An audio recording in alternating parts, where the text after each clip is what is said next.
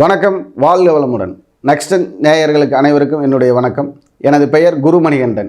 நான் இந்த ஜோதிட துறையில் 20 வருஷமாக அனுபவத்தில் இருக்கேன். இப்போ நாம் பார்க்க போகிறது வருட கிரகங்களை அடிப்படையில் வைத்து கோச்சாரத்தில் உள்ள கிரகங்கள், வருட கிரகங்கள் எந்தெந்த மாதிரி பயணிக்குதோ அந்த பயணத்தை வைத்து ஆங்கில புத்தாண்டு 2026க்கு உண்டான 12 ராசிகளுக்கு உண்டான பலன்களை சொல்லப் போகிறேன்.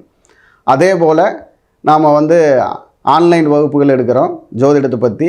அதே மாதிரி திருமண புள்ளி திருமண லக்னம்னு சொல்லி, தொழில் புள்ளி தொழில் லக்னம்னு சொல்லிட்டு ஒரு நல்ல விஷயத்தை எப்போ கல்யாணம் நடக்கும், எப்போ தொழில் அமையும் அப்படிங்கிறத புள்ளி விவரமாக சொல்லக்கூடிய நேரடி வகுப்பு எடுக்கிறோம். அது ஜனவரி 26, 27 அந்த வகுப்பு. அதே மாதிரி மாதம் ஒவ்வொரு தேதியில் எடுத்துக்கிட்டே இருக்கப்படும். இப்போ நம்ம 12 ராசிக்கும் இந்த கோச்சார கிரகங்கள் இருக்கக்கூடிய அடிப்படை, அதாவது குரு பகவான், சனி பகவான், ராகு கேது பகவான்கள் வைத்து எப்படி நாம் கோச்சார பலன் ஒவ்வொரு ராசிக்கு சொல்கிறோம், அதை பொது பலனா அப்படிங்கிறது இப்போ ராசிக்குள்ளே வாங்க போய் பார்ப்போம். மீன ராசிக்கு 2026 ஆங்கில புத்தாண்டு எப்படி இருக்கும் அப்படின்னு பார்த்தீங்கன்னா, மீன ராசிக்கு விட்டது தொட்டது எல்லாமே முடிக்கிறதுக்கான போராட்டமாக இருக்கும். விட்ட குறை தொட்ட குறைன்னு சொல்லுவோம்ல. இப்போ அது எப்படின்னு பார்த்து ஒரு வீட்டு வேலை ஸ்டார்ட் பண்ணிகிட்டு இருக்கணும்னா நம்ம இப்போது மார்ச் 31ஆம் தேதிக்குள்ளே முடிச்சிருவோம் அப்படின்னீங்கன்னா, அந்த மார்ச் 31ஆம் தேதிக்குள்ளே அந்த வேலையை முடிச்சிருவீங்க. ஆனால் அந்த வேலையை முடிக்கிறதுக்கு எவ்வளோ போராட்டம் இருக்குமோ அந்த ஓட்டம் தான் இந்த 2026 வருஷம். எதையும் நீங்கள் சொன்னதையெல்லாம் செய்யாமல் விட மாட்டீங்க, எல்லாத்தையுமே செஞ்சிருவீங்க. ஆனால் அது வரைக்கும் அதுக்குண்டான ஒரு ஓட்டம் இருக்குது பார்த்தீங்களா, அதில் நீங்கள் என்னடா அப்படிங்கிற மாதிரி சொல்லுவீங்க. ஆனால் எல்லாத்துலேயுமே உங்களுக்கு முயற்சிக்கு தகுந்த முன்னேற்றம் கண்டிப்பாக இருக்கும். ஏன்னா தொடர்ந்து முயற்சி செய்து கொண்டே இருங்கிறதுக்கு உத்தரவாதம் உள்ளவங்க நீங்கள் தான். ஏன்னா எதை பற்றியும் கவலைப்பட மாட்டீங்க, எதையாவது ஒன்று முயற்சி பண்ணிகிட்டே இருப்பீங்க. இப்போது ஒரு எந்த தொழில் எடுத்தாலும் சரி, ஒரு தொழிலுக்கு 2 தொழில் செய்யக்கூடிய அமைப்பில் அடுத்தடுத்து என்னன்னு தேடிக்கிட்டே இருப்பீங்க.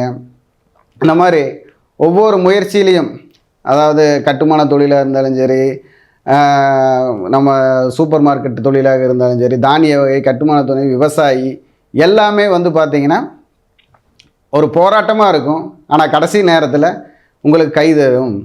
ஏன்னா நீங்கள் உறுதியான மனப்பான்மையோடு இருக்கீங்களா அப்படிங்கிறது அதில் முக்கியம். ஆரம்பத்தில் நஷ்டம் வருதுன்னு சொல்லி அதை கைவிடாமல் அந்த விஷயத்தை கையில் எடுத்து செயல்படுத்தி தன்னம்பிக்கையோடு கொண்டு போனால் அதுதான் உங்களுக்கு பெரு லாபத்தை தரும். அந்த லாபம் உங்களுக்கு கண்டிப்பாக வரும். ஆனால் அதை பார்க்குறதுக்கு உங்களுக்கு நஷ்டமாயிட்டு போகிற மாதிரியே தான் தெரியும், சங்கடமாக இருக்கிற மாதிரி தான் தெரியும். ஆனால் அதில் தான் நீங்கள் ஜெயிக்க போகிறீங்கிறது உங்களுக்கு போக போகத்தான் தெரியும். அதனால் அதில் நீங்கள் தொழிலுக்கு தகுந்த மாதிரி நடந்து, அந்த தொழிலுக்கு தகுந்த நேர தவறாமையை கடைபிடித்து பஞ்சுவாலிட்டின்னு சொல்லக்கூடிய எதையும் 10 நிமிஷத்துக்கு முன்னாடியே கொண்டு போய் கொடுங்க. குடும்பத்துலேயும் அதே மாதிரி தான். ஒருத்தருக்கு ஒரு வாக்கு கொடுத்து அந்த வாக்கை செஞ்சு கொடுங்க. கணவனுக்கு மனைவி சொன்னாலும் சரி, மனைவிக்கு கணவன் சொன்னாலும் சரி, தாய் தந்தையருக்காக இருந்தாலும் சரி, கூட பொறுப்புகளுக்காக இருந்தாலும் சரி, நீங்கள் சொன்ன வாக்கை பெருசாக இல்லைனாலும் சின்னதாவது சாதிச்சு கொடுத்தீங்கன்னா அவங்களுடைய உறுதுணையும் சப்போர்ட்டும் உங்களுக்கு எப்பவுமே இருக்கும். ஆனால் அதை பற்றியே நீங்கள் அவங்கக்கிட்ட பேசாமல் அவங்கள மனசை சங்கடப்படுத்திங்கன்னா அவங்களுடைய சங்கடம் உங்களை பாதிக்கும். அப்போது நீங்கள் சொன்னால் கேட்க மாட்டேங்கிறாங்க, பிடிக்க மாட்டேங்கிறாங்க, குடும்பத்தில் யாரும் நமக்கு சப்போர்ட் பண்ண மாட்டேங்கிறாங்கிற மாதிரி ஒரு சூழ்நிலை, ஒரு சங்கடம் உங்களுக்கு வரும். அந்த சங்கடத்தை வச்சு நீங்கள் கவலைப்பட வேண்டியதே இல்லை. ஏன்னா நீங்கள் அவங்களுக்கு 100 ரூபா செய்கிறேன்னு சொன்னால் ஒரு 20 ரூபாய்க்காவது அவங்களுக்கு அந்த விஷயத்தில் செஞ்சிட்டிங்க அப்படின்னா அவங்க 100 ரூபாய்க்கு உண்டான எஃபோர்ட்டு உங்களுக்கு கொடுத்துருவாங்க. அதுதான் மீனராசிக்கு இந்த வருஷம் கிடைக்கக்கூடிய முழு பலம். அப்போ அந்த பலத்தை எதிர்பார்த்து எதிர்நோக்கி போங்க, வெற்றி உங்கள் பக்கம் இருக்கும். அதே மாதிரி புதுசாக உங்களுக்கு ஐடியா வந்துக்கிட்டே இருக்கும்.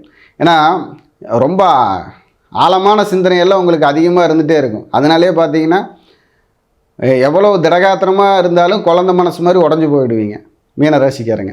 அப்போது திடகாத்திரமாக இருக்கணும். அந்த திடகாத்திரக்குமா தகுந்த தன்னம்பிக்கையை அதிகமாக வச்சுக்கணும். ஏன்னா நீங்கள் எப்போவுமே 100% போராட்டத்துக்கு 70% வரைக்கும் போராடிட்டு 30% போராட்டத்தில் கைவிட்டுருவீங்க. அப்போது இந்த கைவிடக்கூடிய தன்மை உங்களுக்கு வரக்கூடாது. 100%னா 110% என்ன எஃபோர்ட் எடுக்கணுமோ, நஷ்டமோ லாபமோ எடுத்துடணும்.